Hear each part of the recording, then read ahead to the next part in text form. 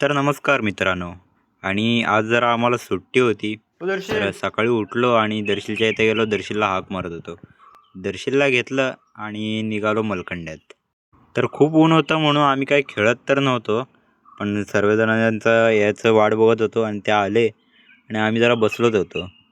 खूप ऊन होतं तर खेळायचं काय, उन्हातून खूप कंटाळा आला होता. मग जरा यांची चर्चा सुरू होती. मग त्यानंतर यांचं ठरलं की जरा थंड काहीतरी मागूया.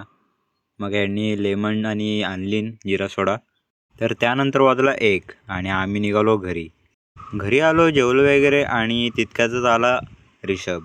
तो बोलतो की जरा खाली जाऊन येऊया शुभम दादा. तर मी बोललो हां ठीक आहे, चल जाऊया. तर त्याचं दुकानात जे काम होतं ते केलेलं आणि त्यानं मग लस्सी घेतली.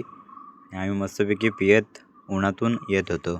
तर आता आम्हाला काय काम नव्हतं म्हणून आम्ही बोललो की लांबून जाऊया, लगेच जाऊया नको. तर तेवढ्यात सम्यकचा कॉल आला की मी गाडीत बसलो आहे, मी येतो आहे, तेवढ्यात तुम्ही इकडून या, हसन काकांच्या इथे बसा. आम्ही हसन काकांच्या इथे त्याचा वेट करत होतो. मग तो आला. तर भावाची एंट्री बघा, एकदम रॉयल, जसं काय रॉयल गाडीतून उतरला आणि मस्तपैकी येतो आहे स्टाईलमध्ये. तर त्याच्यासाठी थांबलो, पण आमचाही फायदा झाला. अजरदादा भेटला आणि आम्हाला वरपर्यंत रिक्षाने सोडला.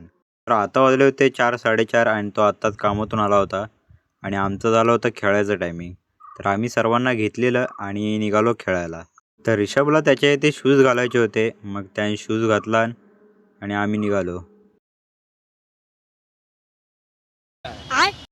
तर तुम्हाला वाटत असेल हे काय आहे? अरे काल संगमेश्वरचा कमाल आहे. काल होळी होती ना, तर असं झालं आहे. होळीत जो संगमेश्वरला जाईल तो असंच रंगून येतो मित्रांनो. तर मित्रांनो, आजचा ब्लॉग एवढाच. आजचा ब्लॉग आवडला असेल तर लाईक आणि सबस्क्राईब नक्की करा.